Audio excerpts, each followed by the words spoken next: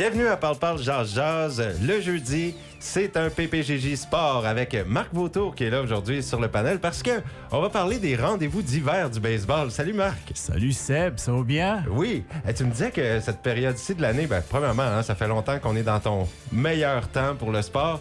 Mais là, juste avant le temps des fêtes comme ça, c'est les rendez-vous d'hiver de baseball. Ça, tu regardes ça comme si c'était un cadeau de Noël. Oui, comme moi, comme gros partisan de baseball, moi, c'est essentiellement, c'est Noël. OK. C'est Noël. Puis Bon, comme des fois, tu sais, Noël, on vient tout excité, mais des fois, la journée même, des fois, on est un petit peu déçu. C'est un petit peu déçu des fois, rendez-vous? j'ai plus hâte, des fois, c'est comme juste à passer que l'événement s'en vient, mais là, l'événement, ça n'a pas été aussi tant excitant que je m'attendais. Ça s'est passé sur quelques jours, ça? Les directeurs généraux, ils ont arrivé comme le dimanche soir. Ça se passait à Orlando, Floride. Puis là, ça s'est terminé hier. OK, on regardera ce qui en est sorti, même si c'est un peu décevant. Et puis, on va survoler toute l'actualité sportive aujourd'hui. On vous invite à participer avec nous à l'émission, que ce soit par téléphone ou par courriel.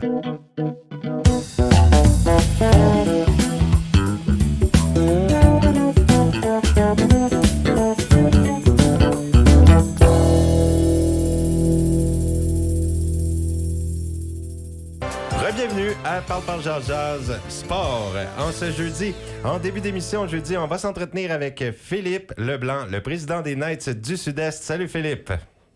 Salut Sébastien. Salut, et Marc est avec nous aussi. Ouais, bonjour Philippe. Salut Marc. Eh bien oui, victoire encore des Knights la fin de semaine dernière, 6-4 contre le Poséidon de Caraquette que vous allez réaffronter demain. Mais les défaites se font rares pour les Knights. C'est un très beau début de saison, on peut dire, hein Philippe?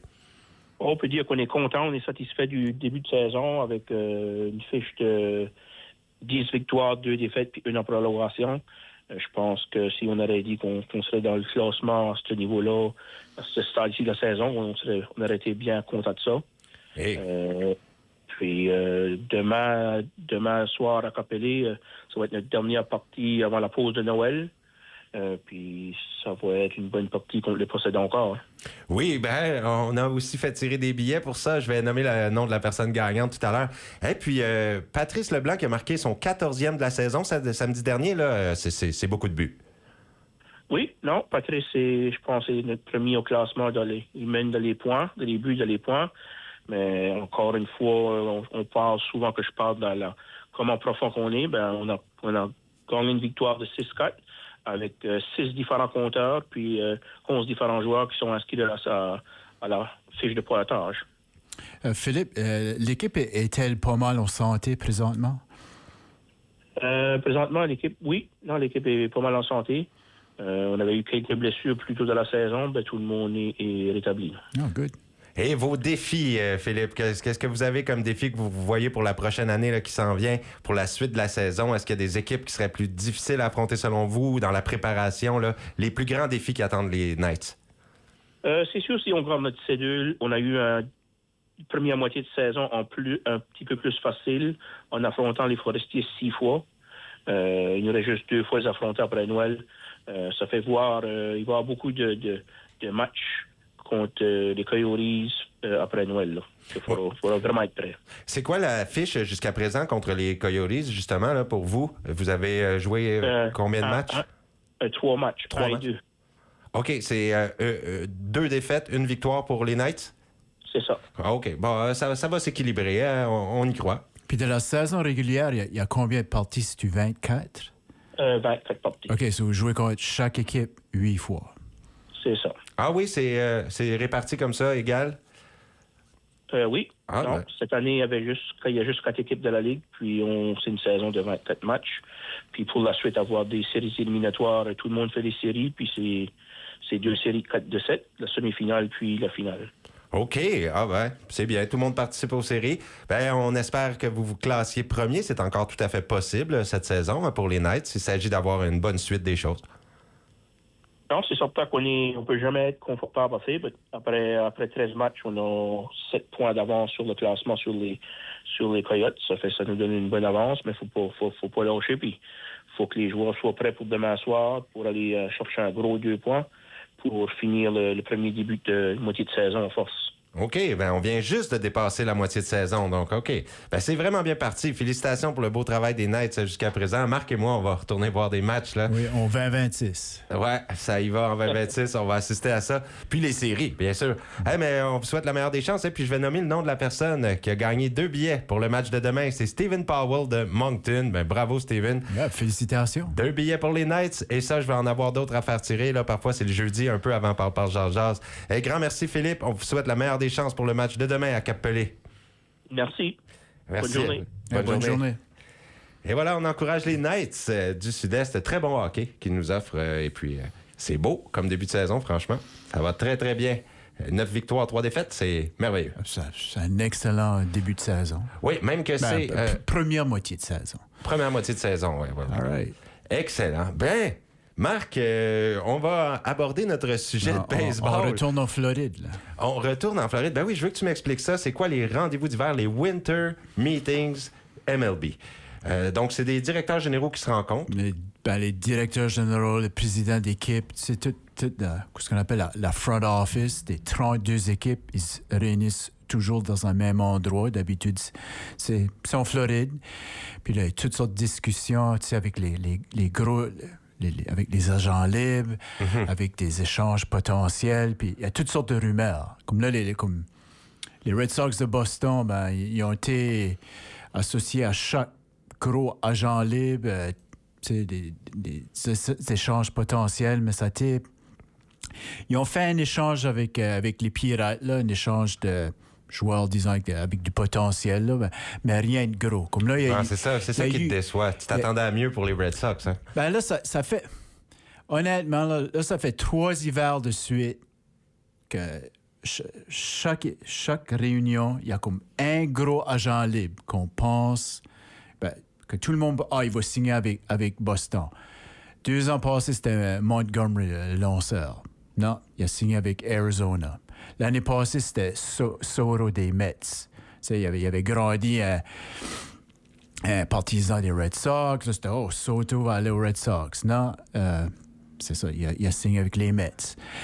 Puis là, cette année, le gros nom qu'elle a signé avec les Red Sox de Boston, c'était Pete Alonso, un joueur de premier but des Mets, gros frappeur de puissance. Puis là, il vient de signer avec les Orioles de Baltimore. Et puis là, c'est ça qui t'insulte. Non. Moi, c'était... Je veux dire, ça les prend un frappeur de puissance côté droit, mais défensivement, il n'est pas considéré comme disons, c'est comme une faiblesse. Puis j'avais lu que les Mets étaient corrects à le laisser partir parce que les Mets voulaient comme un changement de culture. Donc, tu penses, OK, ils voulaient... Puis ça, c'est un gars de Queens... non, excuse-moi, il vient de New Jersey. Il a été repêché par les Mets en 2e ronde, puis il a été au match des étoiles. C'est, comme j'ai dit, c'est un gros frappeur de puissance. Je n'ai pas ces statistiques, là, mais c'est des 40, 50 coups de circuit par année. Ouais. Mais c'est intéressant qu'il signe avec... Il y a 32 ans, il a signé un contrat de 5 ans pour 155 millions de dollars. 11 millions par année. Ça a l'air, les Red Sox l'ont offert, que j'ai entendu dire, ils l'ont offert 100 millions pour 4 ans. C'est pas 11 millions, c'est 20 quelques millions par année. Pour 111 millions pour 5 ans? Non, c'est 155. 155 pour 5 ans? C'est passé 30 millions. Ah! Puis okay, là, puis un autre gros joueur qui a signé, il a re-signé avec son équipe, c'est Kyle Schwarber des Phillies de Philadelphie. Il a frappé passer 50 circuits l'année dernière. Lui a signé un contrat semblable, 5 ans, 150 millions. Puis ça, c'est un autre joueur qui était linké aux Red Sox. Parce que les Red Sox avaient échangé fait une transaction pour lui en 2021. Ça avait fait les séries. Puis je dis souvent, Kyle Schwarber, c'est un gars... Il est né pour jouer avec les Red Sox de Boston. Il avait juste, comme tu croirais, c'était un gars de là-bas. Lui, c'était un bon leader. Il était fait pour jouer avec les Red Sox. Mais malheureusement, il est devenu agent libre après. Puis là, il a signé les Phillies. Puis là, tout le monde à Boston rêvait, ben là, quand est-ce qu'il va devenir agent libre, on va aller, maintenant qu'il fait 50 circuits par année, on va aller chercher de nouveau. Ben, les Phillies, il y avait l'ancien il est président, là, il était avec les Red Sox avant, là. Dave Dombrowski. Dave Dombrowski a gagné une série mondiale avec les Marlins de la Floride en 97. Il a gagné les séries mondiales, les Red Sox de Boston en 2018. Puis lui, quand il veut garder un agent libre, il s'organise. Donc, je savais si Dombrowski voulait garder Schwarber, il allait le garder. Puis comme de fait, il reste avec les Phillies. Puis notre ami Michel, il sera bien content. Puis vraiment, oui, elle est bien à Boston, mais c'est également un bon fit, là, les Phillies. Là. Tu sais, un joueur genre le col bleu, là. Puis, okay. Je comprends un peu ta déception. C'est une déception pour un fan des Red Sox parce qu'en gros, comme pour un fan des Phillies, c'est une bonne nouvelle. Même côté baseball, il y a des joueurs qui viennent du Japon, des agents libres, ils n'ont pas encore signé. Il n'y a pas eu de gros échanges encore. Les Jays, eux autres, ils ont été chercher Dylan Cease là, quelques semaines passées. C'est un repêchage? Ah non, c'est agent libre. Hier, il y avait un repêchage, par contre. Oui. Ça, c'est le Rule 5 draft. Okay. C'est des joueurs qui sont plus protégés là, parce qu'ils ont un roster de 40 joueurs. Là, comme, je ne sais pas tous les détails, comment ça fonctionne. Puis là, je voulais aussi mentionner que les Mets de New York ils ont perdu leur meilleur releveur aux Dodgers. So, Edwin Diaz a signé pour 3 ans, 69 millions. Pour un releveur, c'est de l'argent. Okay. Mais on a vu, c'était la faiblesse des Dodgers en série. Ça n'a pas arrêté de gagner la série mondiale. Mais là, ils viennent d'aller chercher des bons releveurs du baseball, Edwin Diaz, qui va porter les couleurs du bleu et blanc l'année prochaine. Et là, des rencontres d'hiver qui ont fait quand même bouger les choses un peu. Puis juste mentionner un petit peu sur les Jays. Les Jays sont beaucoup... j'entends beaucoup le nom de Carl Tucker. Excellent frappeur, voltigeur, il a gagné une série mondiale avec les Astros de Houston. L'année passée, il jouait avec les Cubs de Chicago. Puis, ça serait un bon morceau à ajouter à l'équipe. Puis là, Bo Bichette, j'ai entendu dire qu'il y a eu une réunion par Zoom avec les Red Sox de Boston. Mais ça, là, toi, tu veux pas qu'ils signent avec Boston. Non, je veux pas tout, oui. Hein? Mais j'ai entendu dire que Boston, ça a l'air qu'ils sont pas... À moins qu'ils sont... son marché descend, là, comme ça a l'air qu'ils demandent trop, là, pour eux autres. Ça a l'air qu'ils ne sont pas intéressés. Disant qu'il n'y a pas les offres qu'ils veulent, là, il n'y a pas l'avoir. Là, parce qu'il y a le gars a 27 ans. Il y a quelqu'un qui va le payer. Donc, tu as des bonnes nouvelles pour les Jays sur le côté-là, mais je pense si les Jays signent Kyle Tucker, je serais vraiment très surpris que Bo Bichette serait de nouveau avec les Jays. Mm-hmm. Bon, mais on regarde ça. Moi, j'aimerais bien qu'il reste, c'est certain. Puis parlons du joueur qui sont allés chercher, là, le repêchage. Il y avait un 27e choix hier, puis ils sont allés sélectionner un lanceur droitier, Spencer Miles, des Giants de San Francisco. Est-ce que tu le connais, Miles? Non, il y a 25 ans. Je ne le connais pas. C'est souvent... Les joueurs, c'est des joueurs moins connus, là. C'est des joueurs qui étaient des bons prospects, là, des bons espoirs à un moment donné, puis ça tape pas. Mais ils ont encore du potentiel. Là. C'est ça là, que tu dis, le repêchage de la règle 5. Là. Ça permet aux organisations d'avoir des joueurs, un ou plusieurs joueurs à des faibles coûts, mais qui ont des grands potentiels.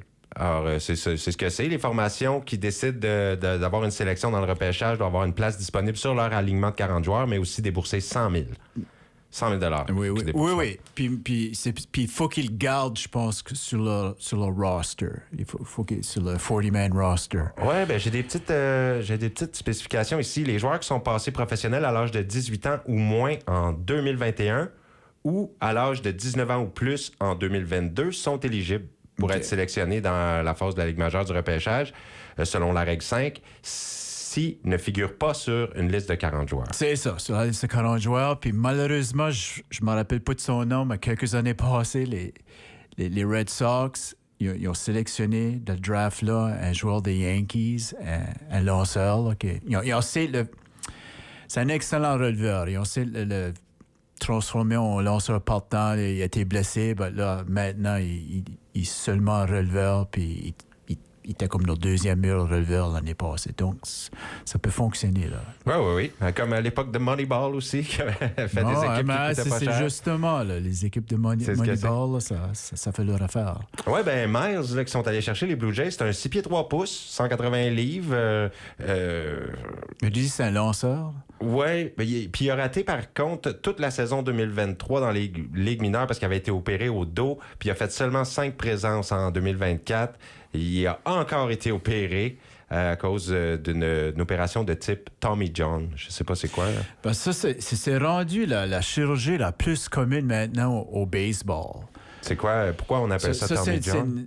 C'est une chirurgie au coude. OK. Puis dans le passé, c'est comme une déchirure du ligament là, dans le coude. Puis dans le passé, ben, je dis comme les années 70, 80, si tu avais la blessure là, ta carrière était finie. Oui, puis tu dis que c'est fréquent. Puis d'ailleurs, la saison passée, les Blue Jays avaient sélectionné le droitier Angel Bastardo des Red Sox de Boston, justement, qui a raté la saison au complet, puis c'était la même opération. Puis le premier qui a eu la chirurgie, ben, c'était le lanceur Tommy John.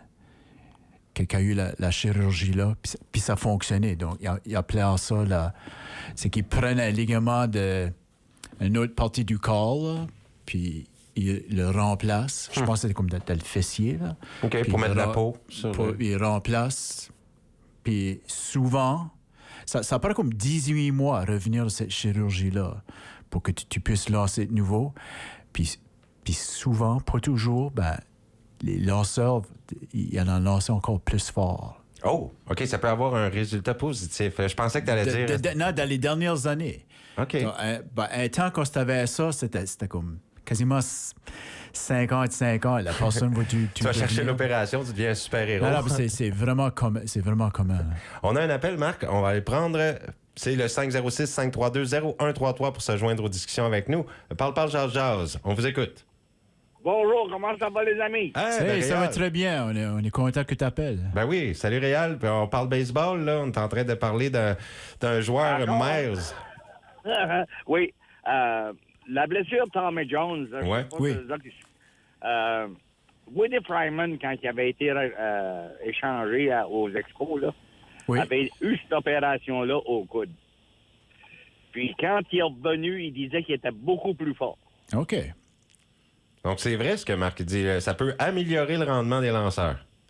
Puis il a lancé à un âge avancé, si je ne me trompe pas, c'est 43-44 ans. Ouais, ben c'est ça. Ben le premier lanceur qui a eu la chirurgie-là, que ça fonctionnait, c'était Tommy John. C'est pour ça qu'on a gardé le nom, voilà. Oui, il est revenu. Ouais. Tommy John, il a lancé avec différentes équipes. Là, ben, je me rappelle qu'il a lancé avec les Yankees. Là. Oui. Hey, est-ce que, Réal, toi, tu connais le nom de Joe Biagini? Non, pas vraiment. Quelle parce que équipe? les Blue Jays qui avaient connu du succès, c'est un qui était été cherché dans le repêchage de la règle 5. Là. Puis il y avait eu Joe Biagini qui a été sélectionné chez les Giants en 2015. Il a enregistré une moyenne de points mérités de 3,06 en 67 matchs et 2 tiers de la saison recrue avec les Blue Jays. Je ne me rappelle pas le joueur-là du tout. Ah, mais il avait bien fait. Fait que ça, c'était un joueur issu justement de cette règle 5. Il avait lancé 6 matchs à la série de championnat de la Ligue américaine cette année-là, 7 manches et 1 tiers sans accorder de points en séries éliminatoires. Et il est passé 3 autres saisons à Toronto, mais il a été échangé aux Astros de Houston. OK. Ouais, par la suite. Mais c'est ça, la fameuse règle à 5. On est allé chercher un gars de 6 pieds 3 pouces quand même, là, Miles. Ça peut être bien. Spencer Miles. Oui, Spencer Miles, quand il a commencé, là, il lançait bien. Le problème qu'il y a eu, oui, ça a été... c'est un faux mouvement qu'il a fait au monticule ou quelque chose du genre, là. Ouais. Il a pogné mal au dos. Pour te donner un exemple, là, mettons que toi, tu n'as pas le bras habitué à ça, là, que tu lances une 50aine de balles puis que tu les lances avec de la force. Quand ton bras va refroidir, tu vas sentir une douleur dans le coude. Ouais. Fait que là, tu as pris de la glace, ça va durer 2 jours à peu près, là. Ben, c'est ça le problème de cette maladie-là, là, oui, des tendons, là. C'est qu'un mouvement répété, trop fort, puis ça occasionne soit un étirement, soit une déchirure. Puis je pense que c'était comme des balles courbes, ça met beaucoup de pression sur le coude, hein? Oui, des balles courbes, des balles tombantes aussi. C'est dans la façon de lancer, C'est le ça, mouvement du bras. breaking ball, balle tombante. Je sais, c'est rendu à même des adolescents, là, comme aux États-Unis, ils les font trop tirer. Ça ne devrait pas se faire que des jeunes qui ont la chirurgie Tommy John, mais je veux dire, les parents les poussent pour qu'ils se rendent aux ligues majeures, puis on est rendu là. Ouais, mais moi, quand je vous entends dire que la chirurgie améliore le lancer, Ouais, mais je veux dire, un adulte, là, ben, ouais. t'es pas encore adulte. On peut pas là. avoir une chirurgie à un jeune Ouais. âge. Hein? Ben, c'est pas que tu peux pas l'avoir. C'est Non, que ta charpente n'est pas complètement à sa grandeur. C'est ça. Fait que là, puis en réalité, là, ce que tu... Bon, je vais revenir sur les arts martiaux. Les Oui, arts martiaux, oui. plus tu commences jeune, plus que tu pognes un speed, comme, mettons, pour te donner un coup de poing, tu vas avoir les réflexes, là. Pas les réflexes, mais les muscles plus flexibles, puis plus qui vont travailler. Plus vite. Je trouve pas d'expression dans ma tête. Puis, au baseball, c'est la même chose. Fait que jeunes, là, c'est là qu'ils vont dire. C'est technique l'affaire. Fait que c'est là qu'ils développent la technique. Pour lancer une rapide, t'es pas obligé d'en lancer 50. T'en lances 10, puis that's it, là. Non, ben, Après ça, des courbes, c'est comme au golf. Tu vas te pratiquer au golf, tu commences pas avec ton bois 1, tu commences avec ton wedge. Parce que si tu commences avec ton bois 1, tu vas donner un swing, puis tu peux te déchirer quelque chose, tu pas réchauffé, tes muscles ont pas pris de place, là, puis tout ça. Puis c'est pour ça. Tu commences avec ton wedge, puis tu grossis. Puis c'est pour ça les jeunes lanceurs là, au baseball majeur, là, ils ont contrôlé le nombre de manches qu'ils ont lancé dans une saison. Là. Ils veulent pas qu'une recrue là, lance, je sais pas moi, passer 200 manches ou quoi. Ils ont vraiment... C'est vraiment rendu strict, là, parce qu'ils veulent éviter qu'elle avoir une blessure sérieuse au coude ou à l'épaule, mais j'aimerais savoir le pourcentage de lanceurs de la Ligue majeure qui ont eu la chirurgie Tommy John. Puis il y en a qui l'ont même eu 2 fois. Là. Ah ouais. Hein? Oh oui. Donc, c'est ça. Oh, c'est le coude qui mange le coup, on voit pour les lanceurs, vraiment. Ouais. Puis, moi, je pense là, que le fait là, qu'ils ont un peu changé le élan quand ils pitchent la balle. Là. Avant, là, tu voyais le gars se lever à la jambe, se longer le bras en arrière. Steve Carlton a lancé jusqu'à 45 ans. Il n'a jamais eu mal au coude. Là. Je pense qu'il y a pas mal plus de torque. Là. C'est ça. Ouais. C'est tout... Là, ils ont changé la méthode, là, puis je pense que ça, là, c'est pas un mouvement naturel. Puis c'est tout effort maximal. Là. Tu regardes les releveurs, là. C'est tout pour... moi, comme 20 ans passés, je me rappelle pas qu'il y avait aussi tant de releveurs là, qui tiraient 98, 99, puis même 100 000 à l'heure. Je veux dire, c'était un gars qui tirait 95, 96, là, c'était comme, c'était impressionnant. Ben maintenant, c'est comme, c'est quasiment comme la norme. Oui, puis en plus de ça, c'est que souvent, dans une vingtaine d'années, là, et plus, là, les joueurs, là, Ross Grimsley à Montréal, il lançait, je pense que sa balle rapide était à 88 000 à l'heure.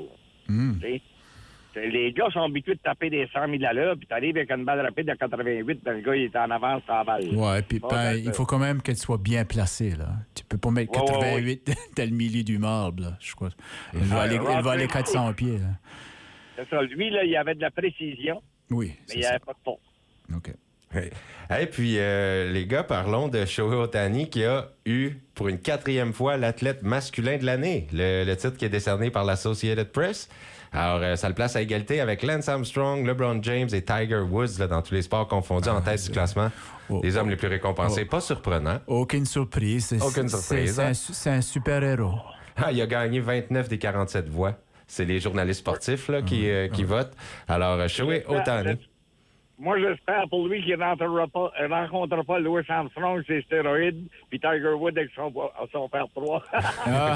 Non. Hey, c'est un prix qui existe depuis 1931, ça. Donc c'est quand même prestigieux. Mais Shohei Ohtani m'avait beaucoup impressionné contre les Blue Jays. J'avais vu que c'était tout qu'un joueur de baseball. Je dis tout le temps, on est chanceux qu'on vit à l'époque où Ohtani joue au baseball. qu'on peut le voir performer. Là. Et puis là, Parce que c'est un joueur complet, complètement complet. Oui, puis ça lui a permis de briser son prix qu'il a eu cette année. Ça a brisé l'égalité avec Michael Jordan.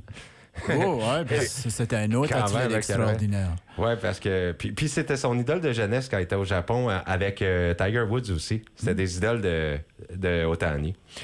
Eh bien, oui. Puis il y a le perchiste américano-suédois Armand Duplantier qui a remporté son 3e titre mondial consécutif puis qui a réécrit 14 fois le record du monde, 4 fois en 2025, qui a terminé 2e avec 5 voix. Puis Carlos Alcaraz, qui est le meilleur joueur de tennis au monde, lui a remporté des titres internationaux de tennis en France et des États-Unis, puis il a fini 3e, lui. Dans ce vote... Es-tu numéro 1? Es-tu ranké numéro 1? C'est Otani? Non, le joueur de tennis non. que tu viens de mentionner. Oui, il est numéro 1 Il est mondial. numéro 1 Alcaraz. mondial, OK. Ah oui, Alcaraz, il n'est pas battable depuis plusieurs années là, qu'on le voit faire son ascension. Hey, je sais pas si vous avez vu... Est-ce que vous aimez le tennis un peu? Toi, vous êtes pas vous suivez pas beaucoup le tennis? Pas dans les dernières Mais années. Là. si vous voulez vous intéresser au tennis, là, je sais pas si vous avez Netflix, mais la série Breaking Point, c'est hallucinant comment c'est bon. Il y a 2 saisons, ou peut-être même une 3e qui est sortie. Puis là, on suit vraiment les joueurs de tennis, les filles, les gars.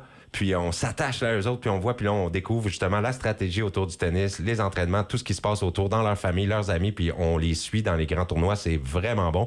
Puis moi, depuis que j'ai écouté ça, la série Breaking Point, je suis un fan de tennis. Okay. Ça permet vraiment d'accrocher. C'est bon, ces séries-là, hein, qui font quand on est en immersion. J'ai beaucoup aimé 24 CH en immersion chez le Canadien. J'aime quand il y a des séries comme ça. La reconstruction, je l'ai pas vue. Moi, j'ai pas crave. Comme moi, le tennis, je regardais ça quand il y avait John McEnroe. Ah! On parle des années 80. Mon Dieu, là. Seigneur. Hein? T'aimais ça quand il y avait des troubles, toi. Je pensais que tu aurais dit André Agassi ou quelque chose de Non, Non, même avant ça, non, John McEnroe. Parce que c'était pas mon préféré, mais il était... Oui, Réal? On reconnaît que t'es un adepte des Bruins de Boston. J'aime des athlètes avec la personnalité, disons. Oui, bien. C'est ça. On va prendre une courte pause, Réal. Est-ce que tu demeures avec nous? Oui. OK, puis on prend une courte pause. Ensuite, on va parler un peu de hockey à Ouais, PPGG j'ai Sport. quelque chose de spécial pour vous autres ce matin. Ah, OK, good. Parfait, ça.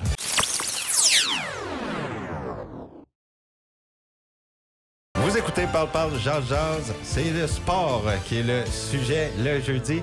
On a Réal Berthelot au téléphone, Marc Vautour avec nous et vous pouvez participer aux discussions avec nous. C'est le 506-532-0133. Réal, t'avais dit que t'avais une petite nouvelle pour nous, une surprise, quelque chose?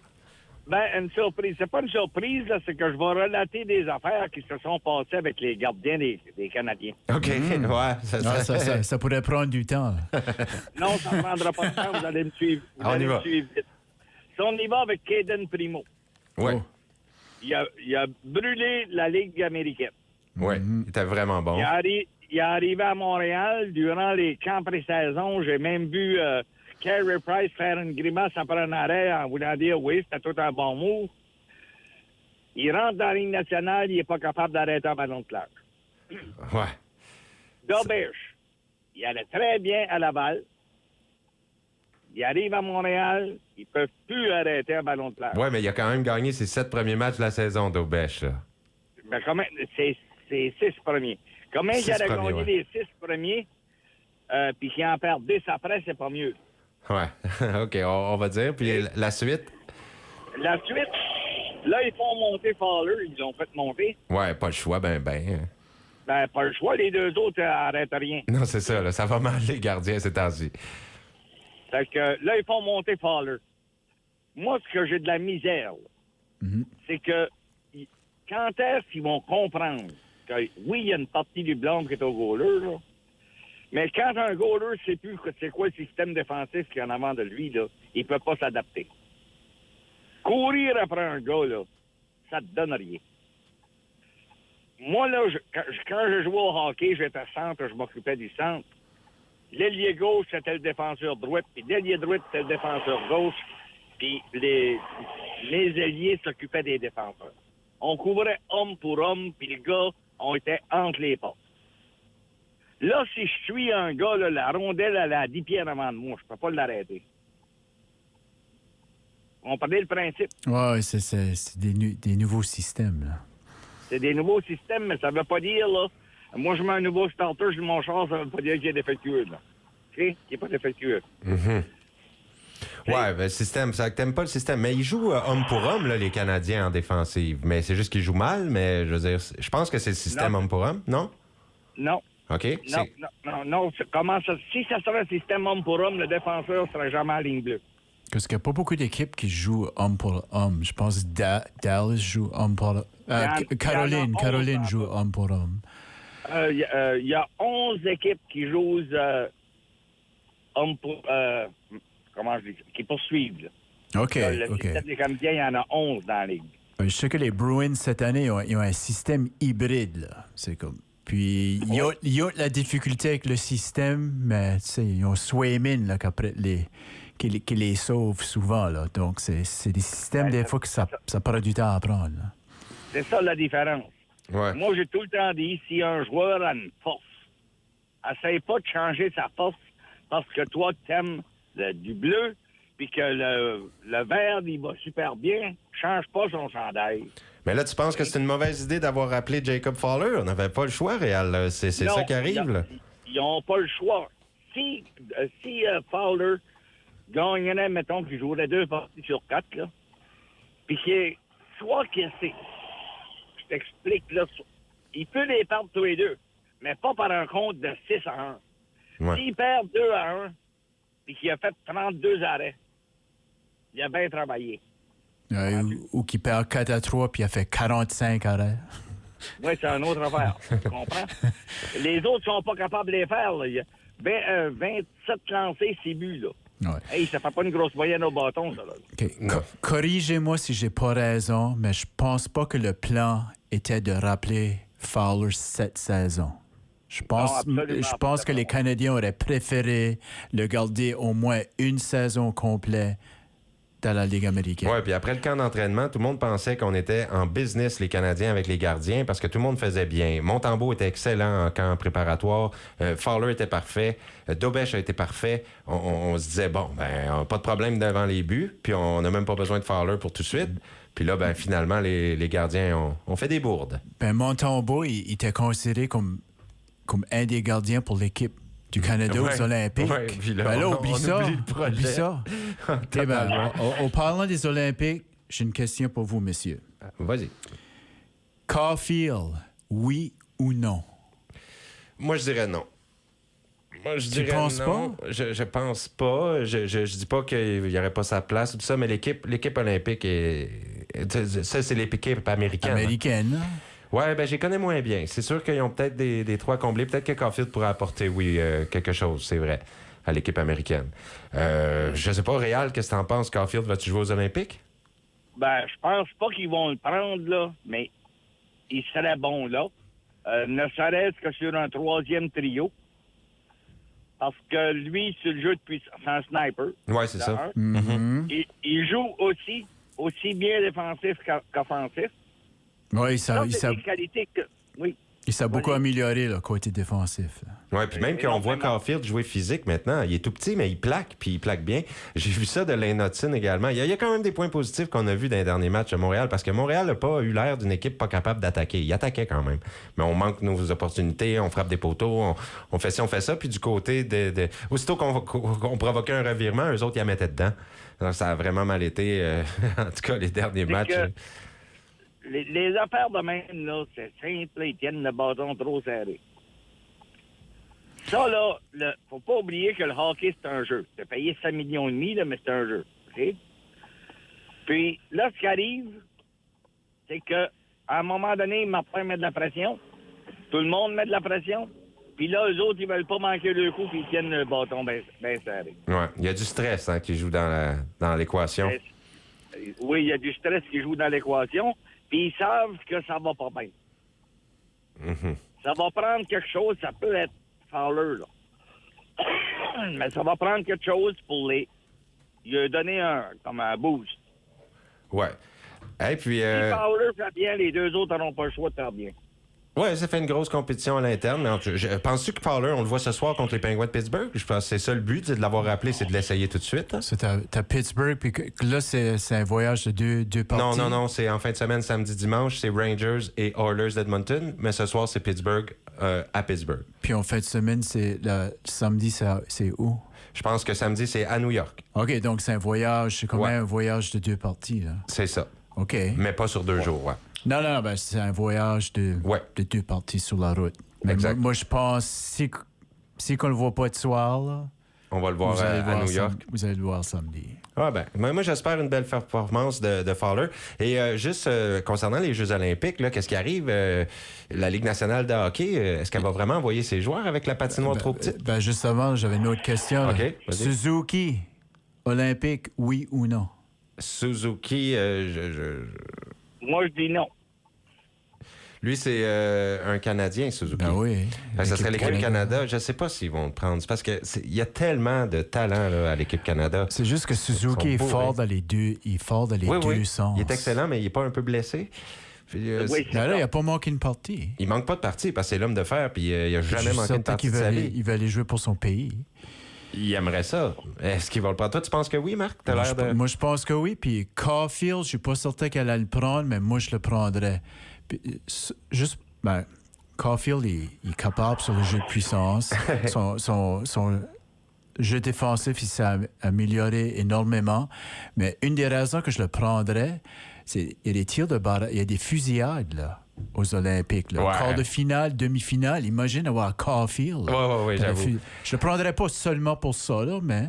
Hey, mais Réal, je sais pas si t'es comme moi, là, mais qu'est-ce que t'en penses entendre un fan des Bruins parler comme ça de nos Suzuki et Caulfield? Ça fait du bien, hein? On était bien en train de le convertir.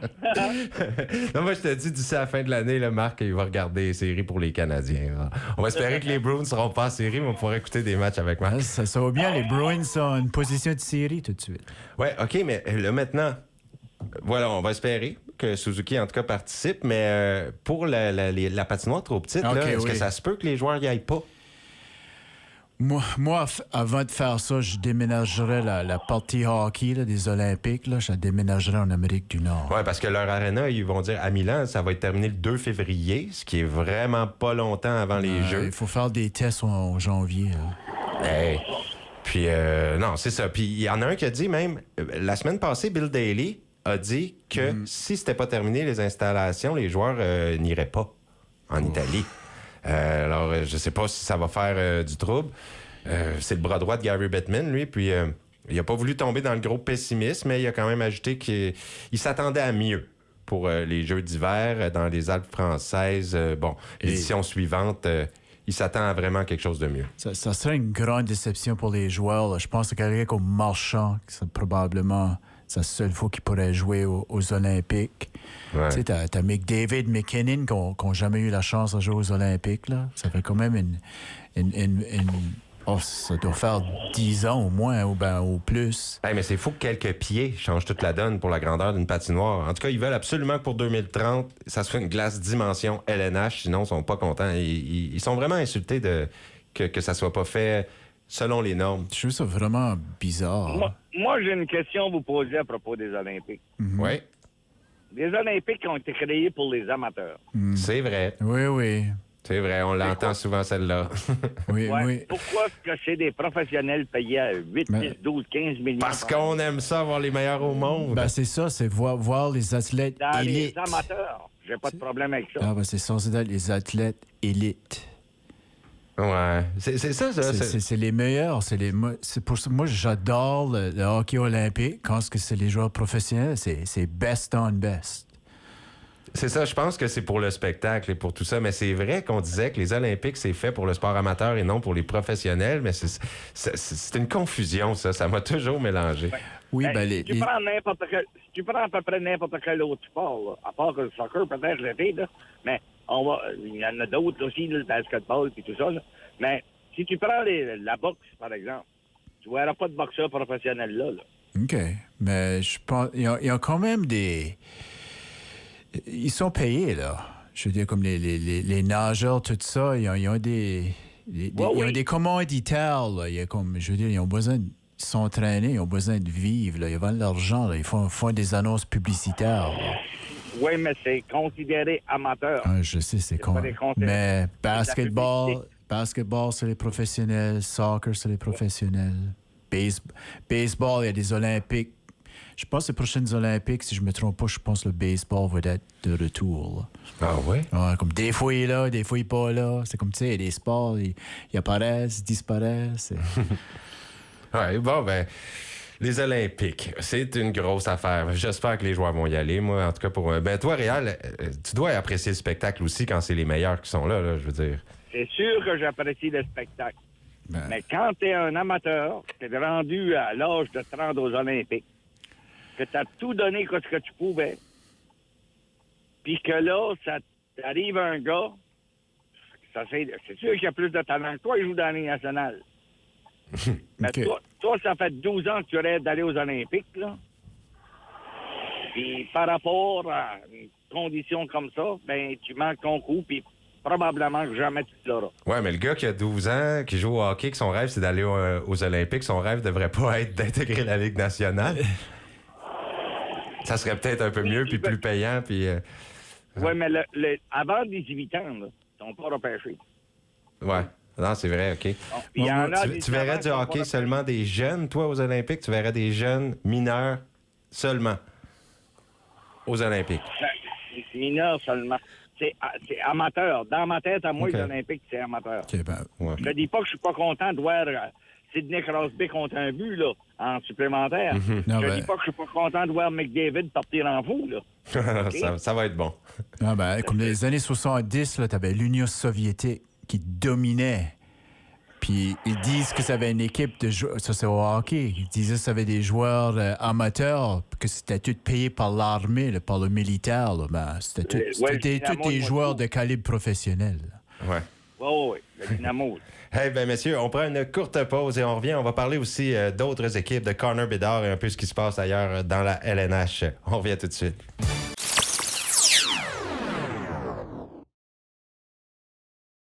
Vous écoutez Parle, Jase. Jeudi 11 décembre, on va faire un tour aussi de ce qui se passe ailleurs dans la Ligue nationale. Mais Marc, tu voulais nous parler un peu de la Coupe du Monde parce que ben là, ça sera intéressant également. Ben, la là, c'est Coupe du du côté Monde du du- soccer. Coupe du monde du soccer en 2026. Puis ça va être en Amérique du Nord. Oui, c'est ça, c'est spécial. 16 villes nord-américaines, 11 aux États-Unis, 3 au Mexique et Vancouver, ainsi que Toronto. Hey, merveilleux, Donc, quand ouais, même. Hein? donc, au Canada, il va y avoir des matchs de la Coupe du Monde. Puis, ils sont rendus à 48 pays. Dans le passé, c'était 32, mais là, ils ont augmenté ça à 48. Puis là, c'était la semaine passée là, qu'ils ont fait le tirage au sort là, pour les différentes divisions. Puis le Canada est dans le groupe B. Donc, t'as le Canada, la Suisse, le Qatar. Puis là, la quatrième équipe qui va être dans le groupe B, c'est une équipe qui a encore besoin de se qualifier. Puis ça va seulement avoir lieu au mois de mars. Puis tu as le pays de Galles, tu as Bosnie-Herzégovine, puis tu as l'Italie, puis l'Irlande du Nord. Un des quatre pays-là va être la intégrer le quatrième groupe B. équipe. Puis ouf, si c'est l'Italie, là, Ça va être difficile pour le Canada. mais l'Italie, moi, j'étais surpris d'apprendre ça. Ils ne sont pas qualifiés pour les 2 dernières Coupes du Monde.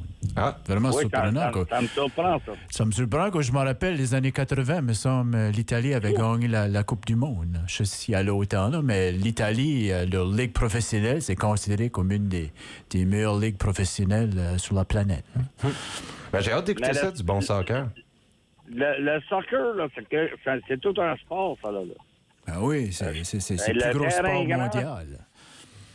Le terrain est grand, puis les gars travaillent fort, puis ça prend un beau jeu à cette heure pour faire un point, là. Moi, c'est dans ce sport-là que j'ai évolué étant jeune. C'était le soccer, mon sport. On avait toute une équipe, puis on gagnait beaucoup de championnats, des jeux. Et puis, j'ai beaucoup aimé jouer au soccer. Ça a été ça qui a été ma grande passion de sport. Je sais pas si c'est mon sport préféré encore. Sûrement, le sport que j'aime le mieux jouer, je pense, c'est le soccer. Ben c'est probablement un meilleur sport pour pour juste le côté conditionnement. Puis c'est un sport que c'est plus simple d'inscrire nos jeunes parce que ça coûte moins cher. C'est moins d'équipement là, que le hockey, par exemple. Tu as besoin des espadrilles puis les petits protège-tibia. Protège-tibia, exactement. Ouais. OK. Coupe du Monde, en tout cas 2026, c'est sûr qu'on suivra ça de près. Et en revenant sur le hockey de Ligue nationale... Juste ajouter vite, que espérons que le Canada pourra au moins marquer un but. Je pense qu'ils n'ont jamais marqué de but. Vrai?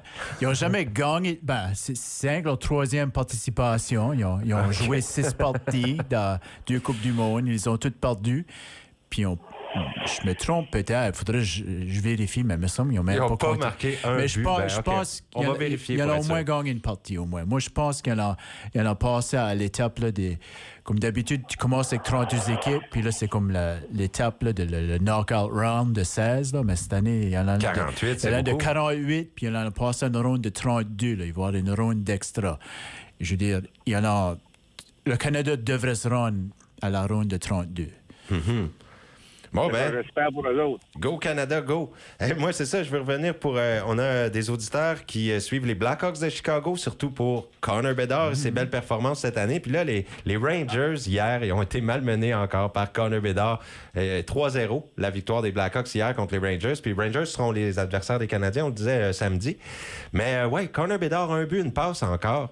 Et il rejoint Mikko Rantanen au 4e rang des pointeurs de la LNH, là, présentement. 42 points, Bédard. Alors, c'est toute une série. C'est qui? Un de nos collègues nous demandait avant l'émission là, si Bédard ou Celebrini était le meilleur. En tout cas, le Bédard a plus de points pour l'instant, puis c'est vraiment toute une saison qu'il connaît. Tout de suite, je dirais que Bédard, peut-être comme son jeu au complet là, dans les 2 zones, est supérieur à Celebrini. Peut-être qu'offensivement, Celebrini va être peut-être supérieur à Bédard? Il est excellent. Il en fait des points des buts. Moi, j'amènerais les 2 Olympiques.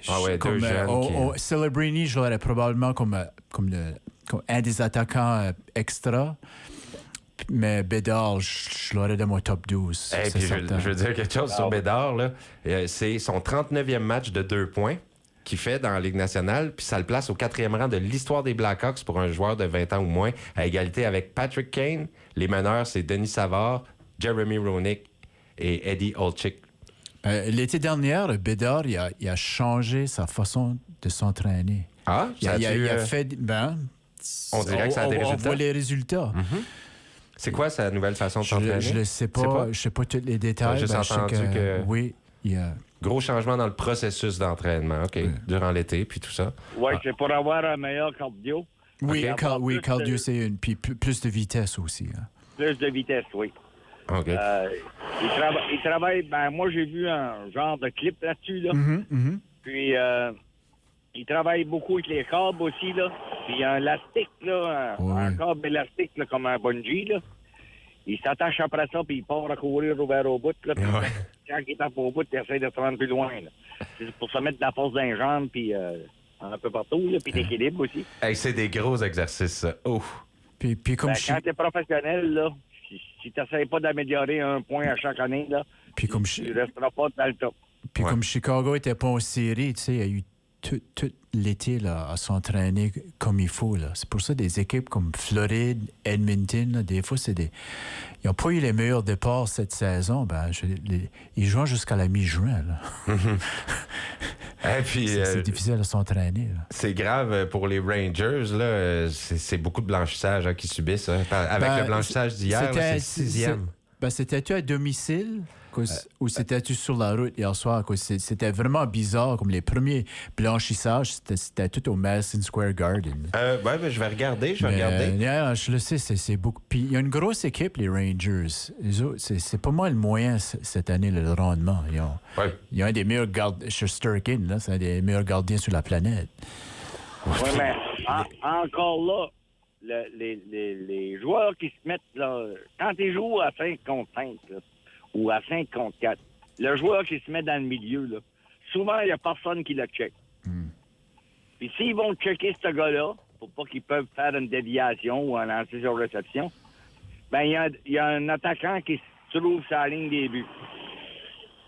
Fait que ça commence à être compliqué un petit peu pour le goaler, là, que ça soit Chesterkin ou que ça voudra. Là. Oui. Mm-hmm. Puis ça, là, c'est... On va revenir aux goalers des Canadiens. C'est le gros défaut. Ils sont pas capables de lire le jeu. Bon. Oui. Dobèche, là, quand il s'est fait rentrer ses 3 buts, là, à un moment donné, il est parti d'un côté par rapport à rentrer de l'autre côté. Ouais, c'est mauvaise lecture. ce qu'on dit en anglais, c'est track the puck, là. C'est comme tu track, c'est... Ouais. c'est... Mais il savait qu'il y avait un joueur là, puis il a été pour le joueur par rapport à rentrer avant ça. Mais j'avais gardé la partie de... Une couple de semaines, là, contre Colorado. On a un appel. On va prendre un autre appel. C'est 506-532-0133 pour nous rejoindre. Parle, Georges, on vous écoute. Bonjour. Bonjour. Bonjour. Le Canadien, je vais vous dire ce qu'il va dire. OK, on écoute.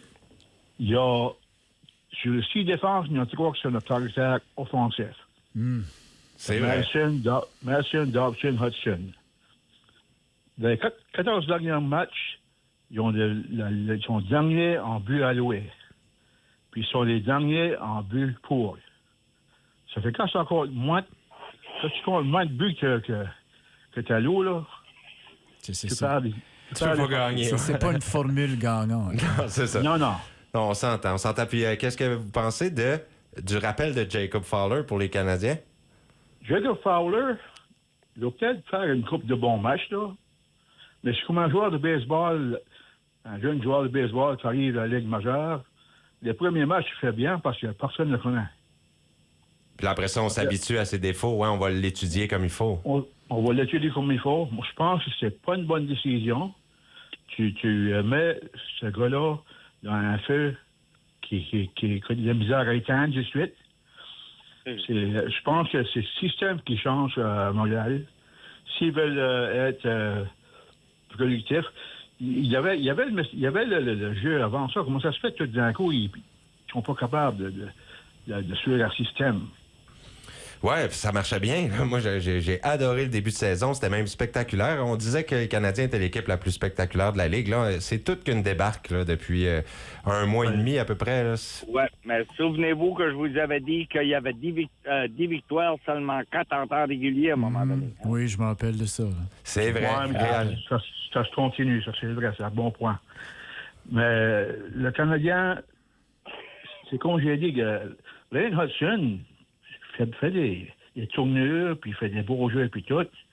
Mais défensivement, là, quand c'est dans le bord de l'adversaire, puis il faut qu'il s'en vienne le bord but, ben là, il faut qu'il se place, là. Ouais. Il y a tout de odd man rush pour les autres équipes. Ça marche pas, ça. Tu vas te faire penser. À un moment donné, tu te fais penser. Ouais. Ce que je trouve de Lane Hudson, c'est qu'il travaille fort. Pour sa grosseur, il n'a pas peur de personne. C'est vrai. Souvent, il va faire des excellents jeux. Mais oui, il y a certaines carences en défensive, mais c'est pas le pire. Non, oui, pour sa grosseur, elle travaille fort. C'est comme si tu me dis, pour une grosse femme danse bien. C'est faut que tu suives le système, puis tu vois que le coach, il n'est plus écouté, là. Ben, il y a un des analystes sur Sportsnet, là, son nom m'échappe, là, c'est l'ancien défenseur des Canucks de Vancouver. Il a appelé Hudson, il a appelé Crazy Legs. C'est comme les jambes, ça va tout le temps, mais des fois, il faut que tu saves quand utiliser ton énergie. Ça, comme ça va tout le temps, Et puis, messieurs, j'ai un autre appel. Je dois donc dire au revoir à soit Gordon ou Réal. Il y en a un de vous deux qui va quitter. OK, non, envoyez-le. On va écouter. Okay, merci, Okay, Gordon. Merci beaucoup, Gordon. Okay. Bonne journée. Parle, Georges, on vous écoute. Oui, les Olympiques, normalement, c'est du sport amateur, ça. Ouais, vous dites comme Réal, c'est vrai, mais on aime ça, voir les joueurs professionnels jouer. Non, mais c'est ça. Ils ne devraient pas être longtemps. C'était pas ça dans le passé. C'est nous autres, le Canada, on perd. Puis on dit, on n'avait pas nos meilleurs. Puis ensuite, on emporte les professionnels là, puis on perd quand même. Oh. Non, c'est ça l'histoire de ça. On est des perdants, les Canadiens, quand ça vient. faut gagner à tout coup. Non, ben c'est vrai. On Ouais. vient pas. Ben, c'est un peu la raison pourquoi aussi. Ben, il y a plusieurs raisons. Il y a le commissaire de la Ligue nationale qui aimait pas ça que ses joueurs risquent de se blesser aux Olympiques, mais Oui, il y a ça aussi. on les a empêchés d'y aller quand même. Là. Puis là, c'est un retour qu'on effectue et c'est au grand plaisir des partisans de hockey. Ça, je peux vous l'assurer. Oui, ben ils ont changé le règlement. Ah ouais, hein? Non, ben, ils ont été dans, C'était dans pas ça dans le passé. passé, c'était un sport amateur, ça. Puis ici, qui gagnait une médaille d'or, puis ça, ben là, t'allais professionnel, puis tout ça, tout ça. C'est pas ça avec le hockey. Ouais, c'est vrai. Hein? Non, ben, Ça, je sais. OK. Tu te rappelles pas, en 2010, là, le Golden Goal de Sidney Crosby à Vancouver, les professionnels étaient là. Gretzky, les années Ouais, 90, il a joué. Là. Oui, ben c'est ça. Ouais, fait que ça c'est s'est une fait. Ça, c'est une chose là, que j'ai tout le temps eu sur le cœur. Eric Lindros. Il avait refusé de jouer à Québec, mais le commissaire a permis qu'il joue aux Jeux olympiques en tant que professionnel. Ah oui, Ah, ouf. Oui, t'as une bonne mémoire, Réal. J'avais comme complètement oublié ça. ça fait Ça, une j'ai crotte sur le cœur, en sur le effet. cœur là depuis longtemps, moi. Ouais. Et puis, on revient vers vous au téléphone. Ah, OK. Est-ce que, comme les Olympiques qui s'en viennent, on va y faire bonne figure ou comment est-ce que... ben, on parle du hockey, là. Ah, Une bonne hockey. équipe, là. Canada, il faut au moins qu'ils se rendent au match de la médaille d'or. Je Ils veux dire, vont gagner. Moi, j'ai Ben là, confiance. au moins, quand on s'entend tout, il peut y avoir des surprises, mais on s'entend tout, ça va être les États-Unis contre le Canada pour la Parce que médaille les d'or. Américains. là. Les Américains sont bons joueurs au hockey, hein. Ah oui, ils sont bons. Moi, ce qui me fait peur pour l'équipe de hockey canadien aux Olympiques, là, c'est que les goalers, le moyenne est en bas de 900, il n'y en a pas en haut de 900. Ouais. non, c'est ça. Ah ben, Pour les gardiens, ça peut-être peut... t'as Thompson, là, de Washington. Là. C'est lui qui va y aller, je J'espère, pense, ouais. j'espère qu'il a une sélection. Il n'avait pas été sélectionné pour le Four Nations. Ah ben là, j'espère qu'il sera là. Qu'est-ce que vous diriez que la position là, au Canada qui est fort? Là? Ben, c'est McDavid. Ou c'est, hein? C'est au centre. C'est au centre, McDavid, Quand McKinnon. quand c'est rendu que Bédard, il en a probablement joué à l'aile, puis même t'as McKinnon, c'est qui jouait avec Crosby, là, je veux dire, c'est comme... Je veux dire, t'as McDavid, t'as Crosby, t'as Bédard, t'as Celebrini. C'est on est incroyable, loadé ouais. au centre. Malkin a joué souvent avec Crosby à droite. Non, je veux dire, il y a des bons centres. Puis, on a des bons joueurs partout. Là. Une bonne défensive. Le Canada, d'habitude, c'est gardien de but. Là, les dernières années, je veux dire, comme Bennington, là, il n'y a pas une bonne saison. Là. Puis c'est lui qui il pense qu'il va être le gardien numéro 1 aux Olympiques. Moi, je suis pas convaincu de ça. Qui est-ce qui va être Ben, l'entraîneur-chef? Attendez. Oui, votre question? L'entraîneur-chef? Oui. Ah, c'est Cooper, l'entraîneur Cooper? l'entraîneur du Lightning de Tampa Bay. Ouais, ouais, C'est excellent entraîneur. Oui. C'est ça. Hein. Et je reviens vers toi, Réal. Alors, j'ai oublié ce que je voulais dire. Là, OK. Ouais, ben, de toute façon, là, on est à la fin de l'émission. Mais je veux vous remercier à vous qui avez participé par le téléphone. Ça fait bien plaisir. Merci à Marc aussi. Ah, ben merci Sébastien. Ces histoires de baseball et de rendez-vous d'hiver qui t'ont déçu un peu. Mais bonne chance aux Red Sox quand même. ça m'a fait plaisir. Ça me fait prendre un petit break. Ouais, un petit break de studio. Ben, merci, Réal, beaucoup d'avoir participé quand même. Et vous aussi, au téléphone. Je sais pas si OK. vous pouvez nous donner votre petit nom. Mon nom, c'est Joseph. Joseph. Ah ouais, OK. merci, Joseph. Ça a été bien plaisant. Puis, anyway, merci pour votre émission. Puis, je vous souhaite joyeux Noël. Ah, ben oui. Joyeux En passant, Noël à toi, puis joyeux à Noël ta et bonne famille année. aussi. OK. Salut. Bonjour. Merci. Et merci à vous tous d'être fidèles au poste. Merci au magicien Mehdi. Oui, qui à nous la fait les technique. captations vidéo. Mehdi qui travaille avec nous, qui est toujours là en studio. C'est le participant silencieux. Mais c'est grâce à lui que vous aurez cette émission, donc en rediffusion et sur YouTube avec la captation vidéo. Et je vous souhaite une très belle journée. Passez un beau jeudi et beau week-end pour ceux qu'on ne se reverra pas. Et salut Marc. Et, Salut. prenez soin de vous. CJSE, une